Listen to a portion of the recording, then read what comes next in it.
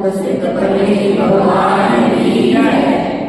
देवांते मूलय आदिनाथ भगवान की जय। प्रथम तीर्थेश्वर अंतिम तीर्थेश्वर महावीर भगवान की जय। आचार्य भगवंत सुखचंद्र स्वामी की जय। आचार्य भगवंत विराग सागर जी महाराज की जय। आचार्य भगवंत विशुद्ध सागर जी महाराज की जय। आचार्य भगवंत विभव सागर जी महाराज की जय। द्वादशांग जिनवाणी माता की जय।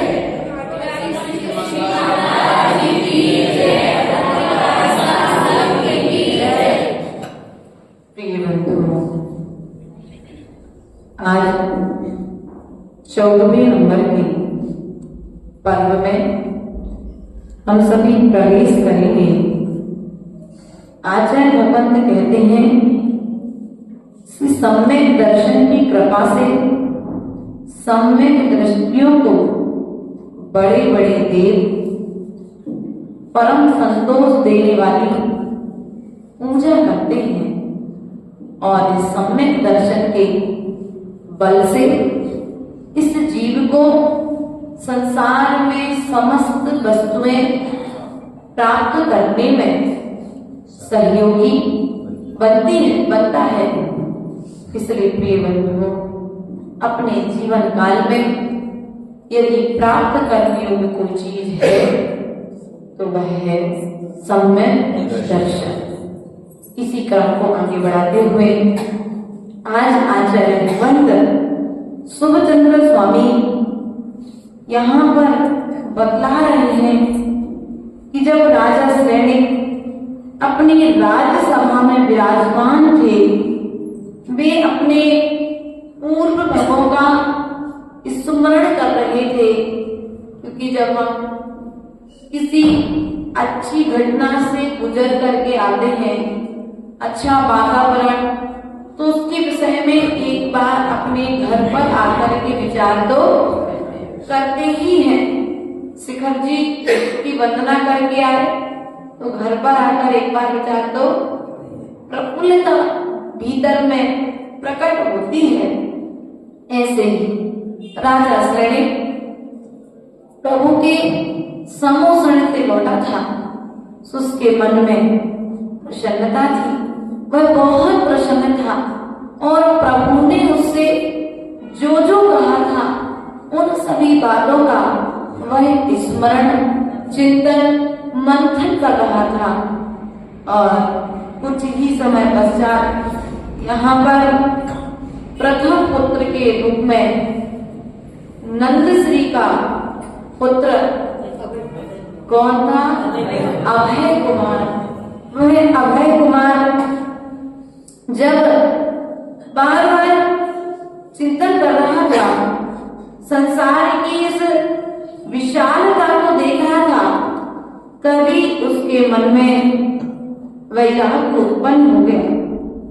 और वैराग्य उत्पन्न होते ही उस अभय कुमार ने अपने पूज्य पिता सैनिक कुमार से दीक्षा लेने के लिए आज्ञा मांगी। जब पिता को यह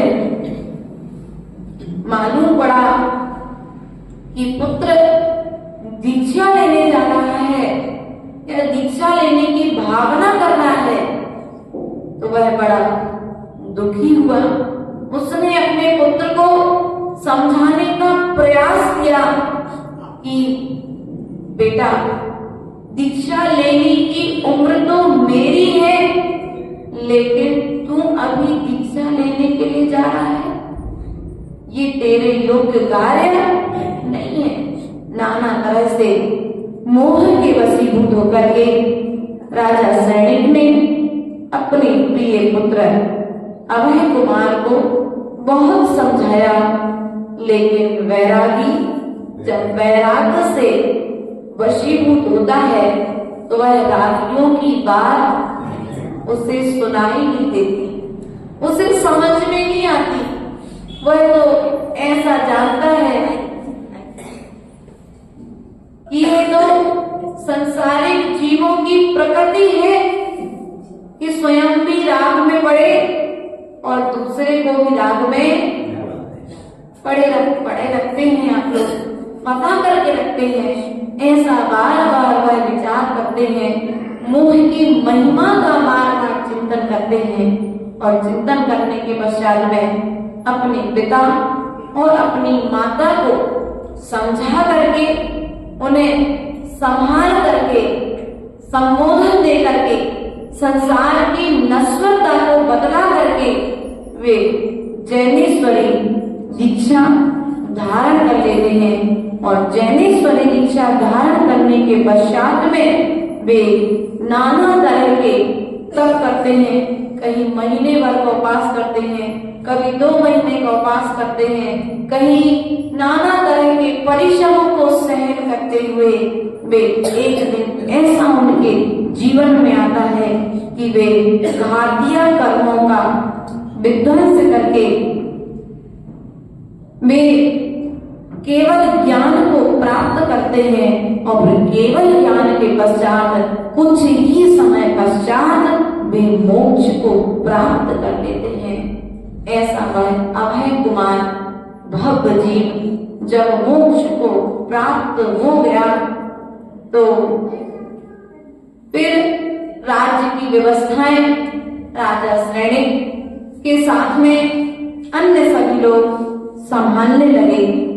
और यहाँ पर वारिशेन कुमार जो राजा श्रेणिक का ही पुत्र है, राजा वारिश कुमार वारिशेन की मां चेलना है। कौन है? चेलना है। चेलना अर्थात यहाँ पर वारिशेन कुमार तो बचपन से ही वैराग्य से युक्त था, पुण्य आत्मा जीव था।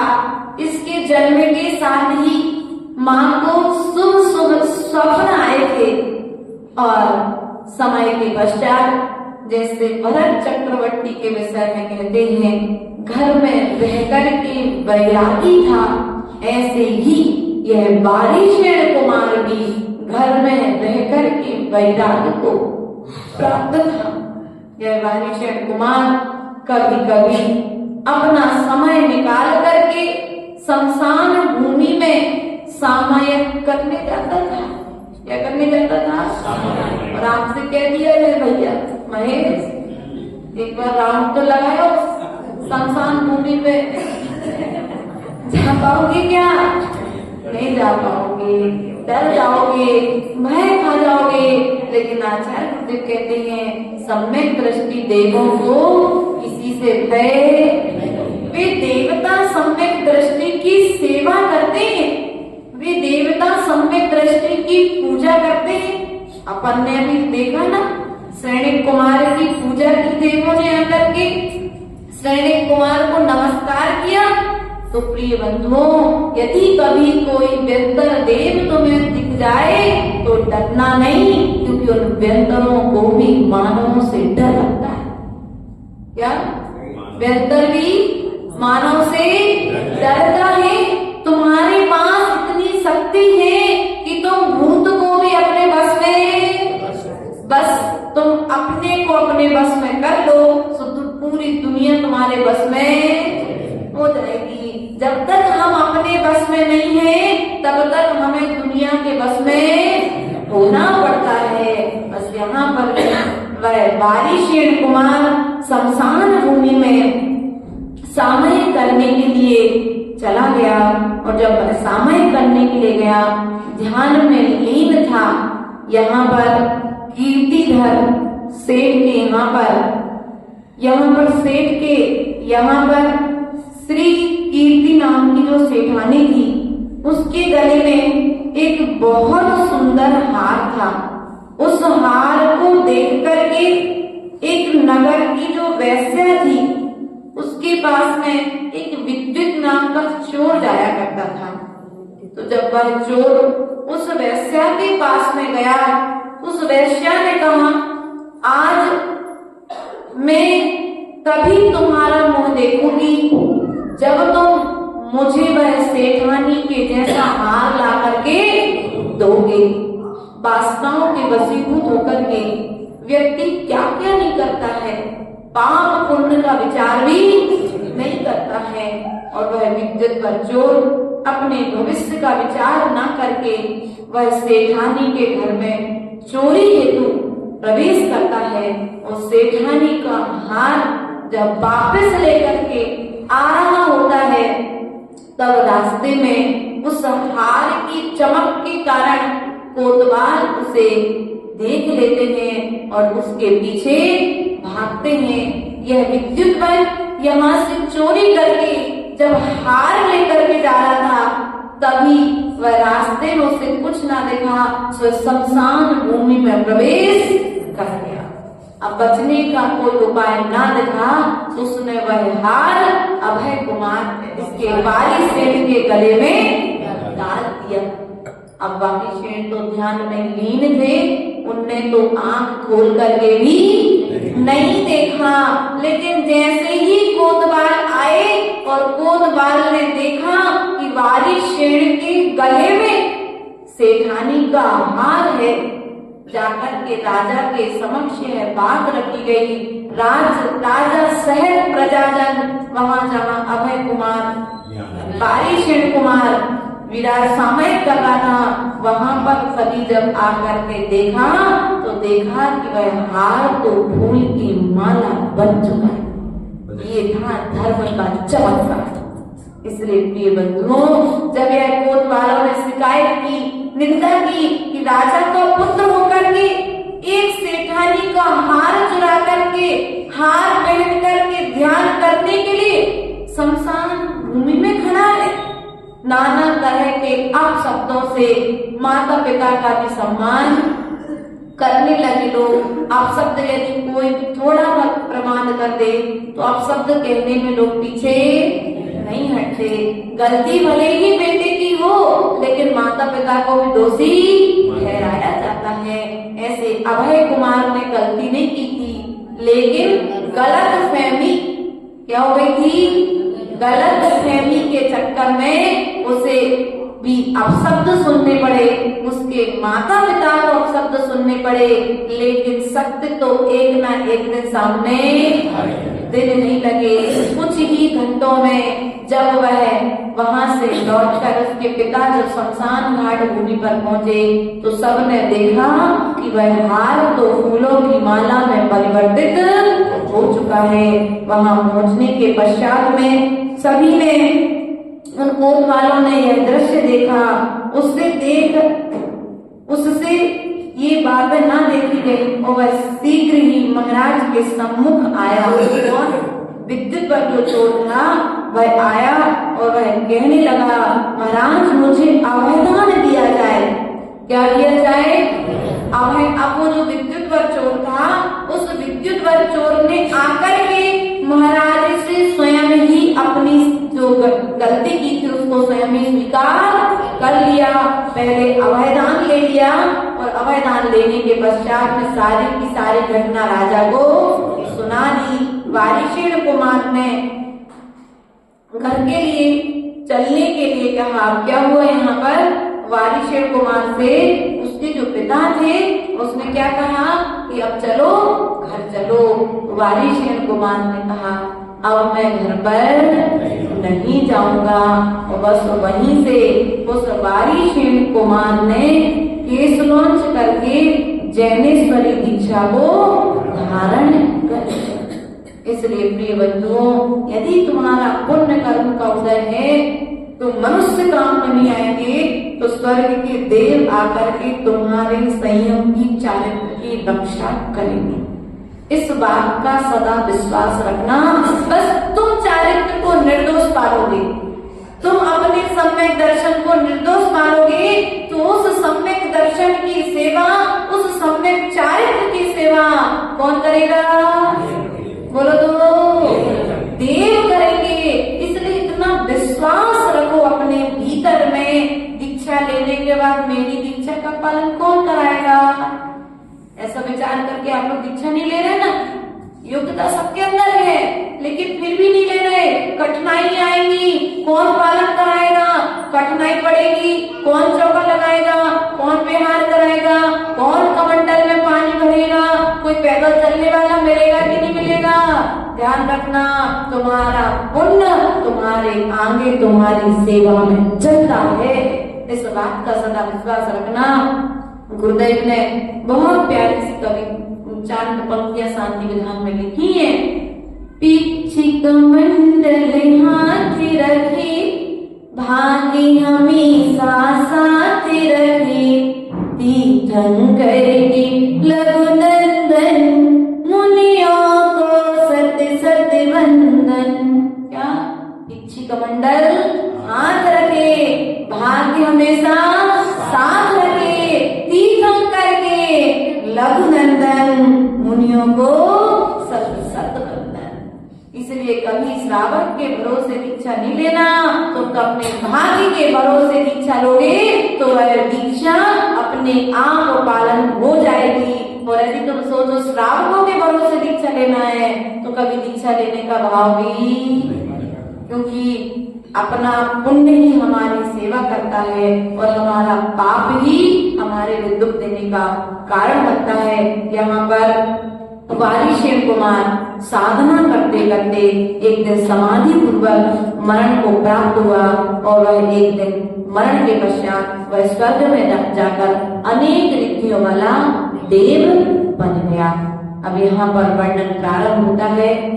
कुणिक, जब एक दिन कुणिक कुमार और रानी चेलना, जब दोनों पुत्रों ने दीक्षा ले ली, अभय कुमार ने और वालीशेन ने, तो राजा शरणेक को एक दिन ऐसा लगा कि अब जब पुत्रों ने दीक्षा ले ली है तो मुझे भी राज्य आदि के कार्य को छोड़ देना चाहिए। तो उन्होंने क्या किया? युवराज कुणिक कुमार के लिए राजगृही का राजा बना दिया। जैसे ही कुणिक कुमार के लिए राजगृही का राजा बनाया तो क्या हुआ? अब कुणिक जब राजा बन गया तो कुणिक के दिमाग में तो ये बात सेट थी, उसको पहले से किसी ने गलत फहमियां ऐसी हो गई थी कि जब तेरा जन्म हुआ था ना तो तेरे पिता ने तुझे वन में भेजा किया था। लेकिन ये तो हमको पता है कि पिता ने भेजा था कि माँ ने भेजा था। ये कुणिक कुमार को सत्य बताने वाला कोई नहीं था। तो इस गलत फहमी के कारण उसने क्या किया?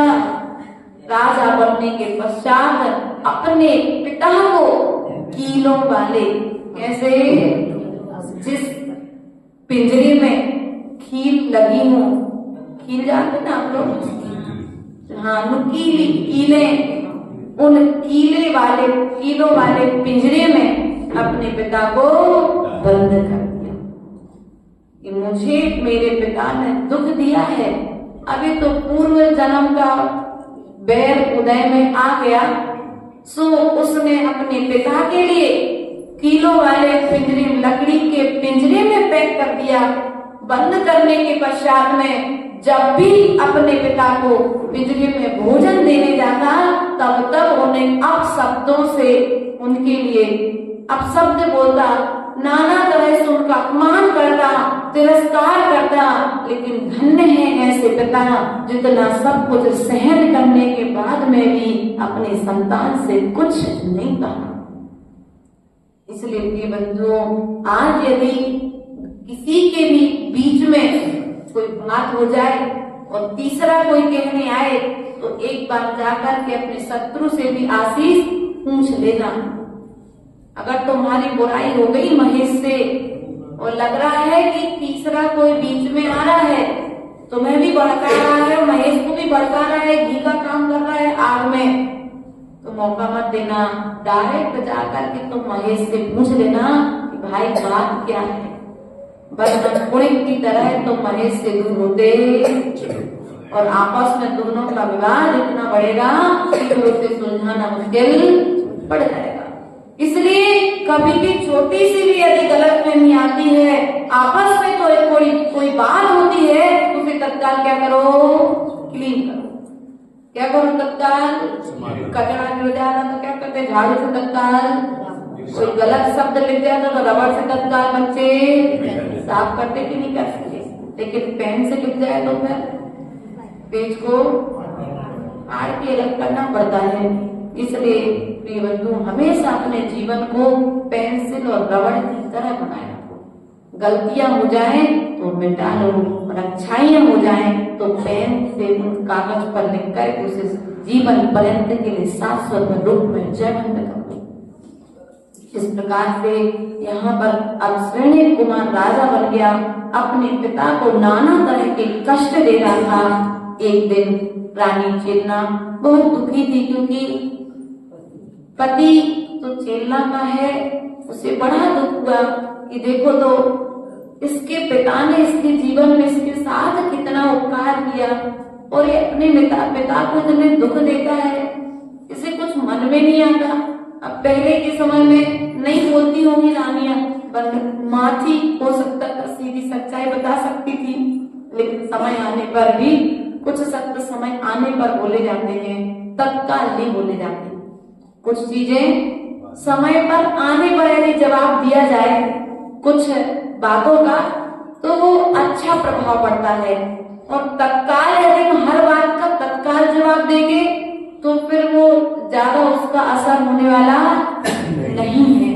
क्योंकि हवा देख कर के भी पंडित क्या करते हैं, ध्वजारोहण कब करता है पंडित? जब हवा का रुख देख लेता है। जब ध्वजारोहण करता है कि नहीं करता? ऐसे ही यदि देख लिया जाए कि अभी हमारी चलेगी नहीं, हम कितना भी सत्य बोले लेकिन हमारी चलने वाली, तो कुछ समय के लिए मौन हो जाओ, थोड़ा समय दो, उस समय का इंतजार करो। जब समय आएगा उस समय हम इस बात का, गलत बात का उत्तर देंगे। ऐसा नहीं करो उठाई जी को तलुआ से। सुनिए कविता, नहीं सुनी? उठाई जी तलुआ से मार गई। अर्थात तुम्हें बोलना है तो जब मौका मिला तो तत्काल से जो बोलना, जैसा बोलना तो तत्काल बोलते गए। लेकिन ये जीभ ऐसी नहीं है, इसको जब हिलाओ, जब इसका प्रयोग करो, जब किसी का उपकार होने वाला हो। यहाँ पर अभय कुमार अपने पुत्र के साथ में एक दिन भोजन कर रहा था। अभय कुमार कुड़े, अब वो नाम पुत्र के नाम हो गए सारे, तो कुड़े, तो राजा कुड़े अपने पुत्र लोकपाल के साथ भोजन कर रहा था। और भोजन करते समय अब इसमें ये बात लिखी है कि पुत्र के साथ आनंद से भोजन कर रहा था। बालक ने राजा के भोजन पात्र में पेशाब कर दिया। क्या कर दिया? पुत्र ने उसमें लघु शंका कर दी। राजा ने बालक के लघु शंका की ओर कुछ ना ध्यान दिया और वह भोजन करने में आनंद पूर्वक। मोह की महिमा है। किसकी महिमा है? मोह की महिमा है। बाजू में खड़ी रानी चेतना से कहता है, उसी समय उसने अपनी माता से कहा, माता, मेरे समान पुत्र का मोही इस पृथ्वी तल में कोई नहीं है। यदि है तो तू कह। माता से ऐसा जवाब मांगने लगा। तो उसने, माता चेतना तो चाहती थी कि मौका मिले तो मैं जवाब दूं।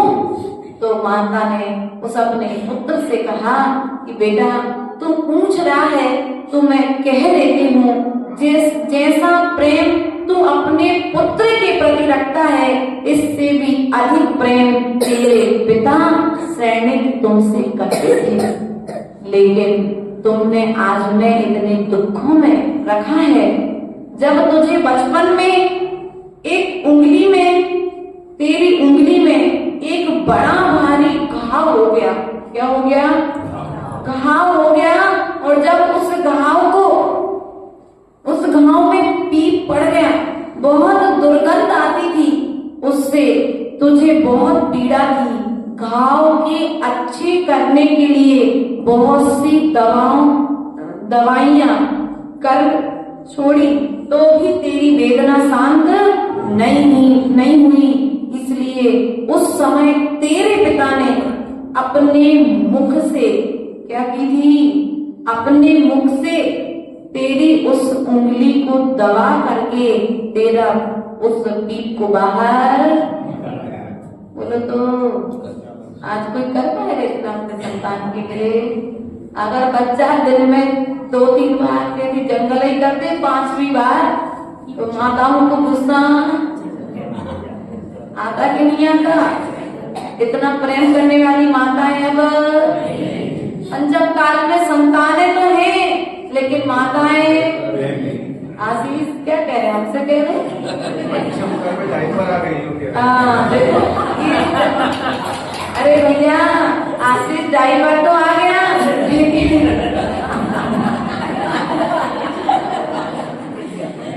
डाइवर तो आ गया लेकिन डाइवर से उतार करके तो फेंकना पड़ेगा कि नहीं फेंकना पड़ेगा?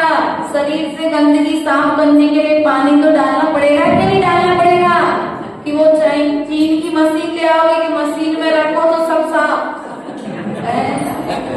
एक मशीन आई है ऐसा हमें कोई बता रहा था कि माता जी ऑटोमेटिक मशीन आ गई है। अब ऐसी मशीन आई है कि बच्चों को उस मशीन पर रख दो, उसमें कुछ फैसिलिटीज है, कपड़े डाल दो तो बच्चे को कपड़े पहना देगी, वो मशीन नहला देगी और जो डायपर वाइपर पहने वो सब साफ। इसलिए तो जब देखो तुम लोग हंसते हो, एक तो बात भी ऐसी करते हो और फिर महेश भैया मुंह खा के हंसते भी हो। चिंता नहीं करो महेश भैया, तुम्हारा बेटा अभी बिल्कुल खड़ा है, उम्र के बढ़ाव पर तुम्हारी बहू आएगी ना तो तुम्हें नाती का सब कुछ है, पोते का सब कुछ करना पड़ेगा। डायपर भी पहनाओगे तो उतारना तो तुमको ही पड़ेगी।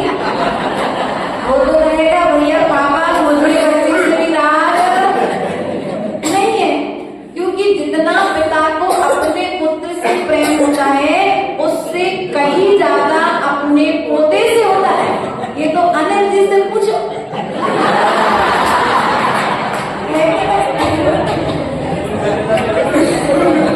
बसंत भैया है पोता कि नहीं है? प्रेम है कि नहीं है? देखो प्रमाण के साथ बात करो तो कोई काट नहीं सकता। और आप सब वृद्ध हो गए और आप सबके पोते पोतियां यहाँ पर हैं। इसलिए बंधुओं जब उस चेतना रानी ने जब यह बात कही तो उस श्रेणिक कुमार ने अपनी माँ से पूछा कि जब मेरे पिता मुझसे इतना अधिक प्रेम करते थे तो उन्होंने पैदा होते ही मुझे निर्जन वन में क्यों छुड़वा दिया? क्या पूछा? अब कभी का डाउट अब क्लियर हो रहा है। कब उसने मन में धारणा बनाई होगी, और पूर्व जन्म का तो था ही, सुसेन का और सुमित्र के बीच की जो बात थी वो तो थी, लेकिन ये अब जाकर के थोड़ी सी लाइन डाउट की अभी क्लियर हो रही है। उसने अपनी माँ से पूछा कि माँ जब मेरे पिता मुझसे इतना प्रेम करते थे तो फिर उन्होंने मुझे जन्म के साथ ही वन में क्यों छुड़वा दिया? तो रानी चेतना ने उत्तर दिया, प्रिय पुत्र, वन में तुझे तेरे पिता ने नहीं छुड़वाया, तुझे वन में तो मैंने छुड़वाया था। क्या मेरे पिता ने मुझे वन में नहीं छुड़वाया? आपने छुड़वाया था? हाँ पुत्र मैंने छुड़वाया था। क्यों? ऐसा क्यों? तो उस माँ ने कहा कि जब तुम बचपन में पालने में झूला था और तेरे पिता तुझे वात्सल्य देने के लिए, प्रेम देने के लिए, तुझे खिलाने के लिए आए, तब तूने अपने पिता को देख करके, उन्हें देख करके मुट्ठी बांध ली, आंखें लाल कर ली, चेहरा क्रोध झलकने लगा तेरी आंखों से, और उसके पश्चात जब तू गर्भ में था तो मुझे दोहरा हुआ था पिता के हृदय का बहता हुआ खून देखने का। यह सब अशुभ लक्षण देख करके मैंने तुझे वन में छुड़वा दिया था। अब क्या था? कुमार पश्चाताप की अग्नि में जलने लगा। वह पश्चाताप करता हुआ, रोता हुआ अपने पिता, जिस पिता को उसने कारागृह में अर्थात लकड़ी के उस पिंजरे में बंद करके रखा था, अब वह वहां पर उस ओर गया, रोता, अपने पश्चाताप करता हुआ भागता चला जा रहा है। और वहां पर पहुंच करके जैसे ही सैनिक कुमार ने अपने पुत्र को आते हुए देखा, उसने सोचा देखो इसने मुझे कितने दुख दिए हैं और अब पुनः फिर मेरे पास मुझे दुख देने के लिए आ रहा होगा, निश्चित है। तो उसके पहले जैसे उसने पुत्र को देखा, आते हुए पुत्र को देख करके उसने अपनी ही तलवार से अपने धड़ को अलग कर दिया। अब वहां पर उसने जब अपने धड़ को अलग किया और पिता की यह दशा देख करके वह यहाँ पर आया है, उसने मन में अतिशय दुख शीघ्रता ही तलवार की धार पर सिर मार दिया। क्या किया? यहाँ पर सिर अपना मार दिया। तत्काल उसके प्राण पखेरु उड़ गए और वह प्रथम नरक में जाकर के नरकों के दुख को भोगने लगा। ये बंधुओं, इसलिए इस कहानी से हमें यही शिक्षा मिलती है कि कभी भी अपने जीवन में किसी भी तरह की कोई गलतफहमी हो जाए, उसे तत्काल निपटा लेना, उसे बढ़ने का मौका मत देना। एक बार यहाँ पर जब पिता का मरण हो गया तो पिता के मरण के पश्चात में यह समाचार पूरे राजगृह नगरी में फैल गया। फैलने के पश्चात में यहाँ रानियां, रानी चेलना, नंदश्री आदि समस्त रानियां विलाप करने लगी और विलाप करने के पश्चात में उन रानी चेलना के लिए वैराग्य उत्पन्न हो गया और वैराग्य उत्पन्न होने के पश्चात में उस रानी चेलना ने समूह शरण में जाकर के चंदना आदि यहाँ पर समूह शरण में जाकर के भगवान की 3 प्रदक्षिणा की और भक्ति भाव पूर्वक चंद्रा नाम की आरिका के पास गई। अपनी सासू की भक्ति पूर्वक, अपने सासू को भक्ति पूर्वक नमस्कार अनेक रानियों के साथ शीघ्र ही क्या हुई? संयम को धारण अपनी सासू अर्थात तो नंदश्री आदि जो चेलना रानी नंदश्री थी ना, उन्हें भी दीक्षा, चेलना और नंदश्री तो क्या थी? सौतन थी, है ना? इंद्राणी आदि जो थी ना, उसकी जो सास, तो सास आदि के साथ में जाकर उसने दीक्षा को धारण कर लिया। इसलिए प्रिय बंधुओं, हमें भी ध्यान रखना चाहिए अपने जीवन में अंतिम लक्ष्य अपना आना जाना, मिलना बिछुड़ना चलता रहेगा, लेकिन इन मिलते और बिछुड़ते पलों में यदि हमें वैराग्य आ गया तो यह मनुष्य पर्याय पाना सार्थक हो गया। क्योंकि यह बात ग्रंथों में आई है, सतियों के परिचय को हमने पढ़ा है कि जैसे ही स्त्रियां आसानी से गृहस्थी नहीं छोड़ पाती थी, तो वे जब उनके पति आदि शांत हो जाया करते थे तो वे घर में नहीं रहती थी, वे वो आरिकाओं के पास रह करके अपना व्रती जीवन व्यतीत करती थी। वहां पर जाकर के अपने अंतिम समाधि मरण की तैयारियां करती थी। इसलिए हमें भी विचार करना चाहिए, अंतिम समय में हमें अपने जीवन में मरण की तैयारी निश्चित ही आज से प्रारंभ कर देनी चाहिए। इस प्रकार से आज 14वां पर्व पूर्णता को प्राप्त हुआ। बोले परम पूज्य आचार्य गुरुवर स्वामी विभव सागर जी महाराज।